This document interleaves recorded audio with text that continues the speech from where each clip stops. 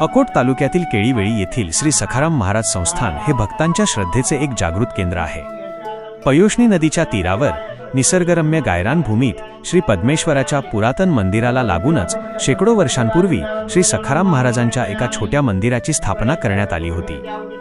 अनेक पिढ्यांपासून चालत आलेल्या या मंदिराची वास्तू काळानुरूप लहान पडू लागल्याने आणि भाविकांची वाढती गर्दी लक्षात घेता येथे भव्य नवीन मंदिर उभारण्याचा संकल्प सोडण्यात आला।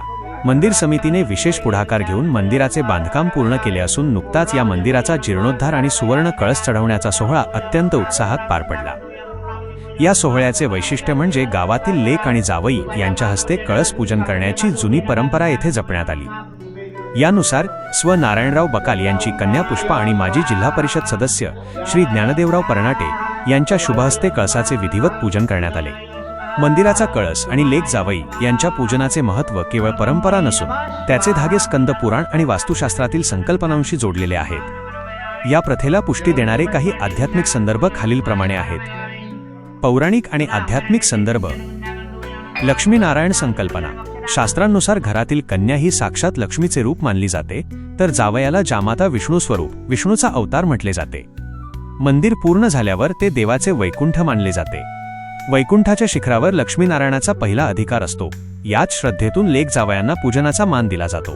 सृष्टीचे सृजन आणि पूर्णत्व। पुराणात कलश हा सृष्टीच्या उत्पत्तीचे आणि मांगल्याचे प्रतीक आहे। मुलगी, प्रकृती आणि जावई पुरुष हे सृष्टीचक्राचे आधारस्तंभ आहेत। मंदिराची वास्तू जेव्हा पूर्णत्वास येते तेव्हा वंशवृद्धीचे प्रतीक असलेल्या या जोडप्याच्या उपस्थितीत तो आनंद साजरा केला जातो। शिखरिणी आणि शक्ती। वास्तुशास्त्रानुसार मंदिर ही पुरुष आकृती मानली जाते, तर शिखरामध्ये शक्तीचा वास असतो। घराची लेक ही त्या कुळाची शक्ती असल्याने तिच्या स्पर्शाने वास्तूला अधिक चैतन्य प्राप्त होते अशी लोकभावना आहे। शिवपार्वती आणि दक्ष प्रजापतीचा संदर्भ। दक्ष प्रजापतीने आपल्या यज्ञकार्यात कन्या सती आणि जावई शिव यांना आमंत्रित न केल्याने मोठा अनर्थ घडला होता।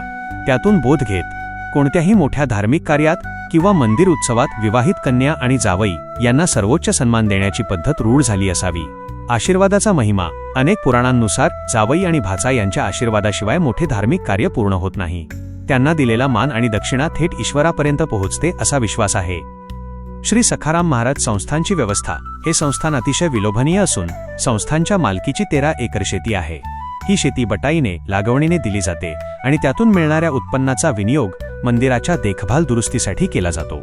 मंदिराची इमारत, दुरुस्ती, रंगरंगोटी आणि दैनंदिन व्यवस्थापन याच निधीतून अत्यंत सुव्यवस्थितपणे केले जाते।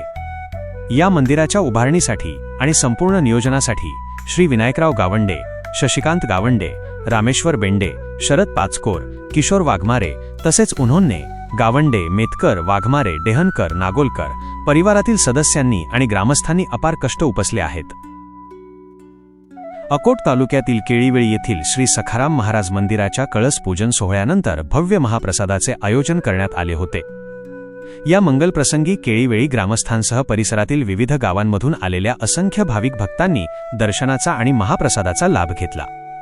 या कार्यक्रमाला मंदिर निर्मितीचे आरेखक आर्किटेक्ट श्री सुनील मोंढे, ज्येष्ठ व्यक्तिमत्व हिम्मतराव गावंडे, माजी ग्राम मंडळ अध्यक्ष श्री गजानन नळे, नंदीप गिरी यांच्यासह वारकरी संप्रदायातील मान्यवर मंडळी आणि मोठ्या संख्येने गावकरी उपस्थित होते।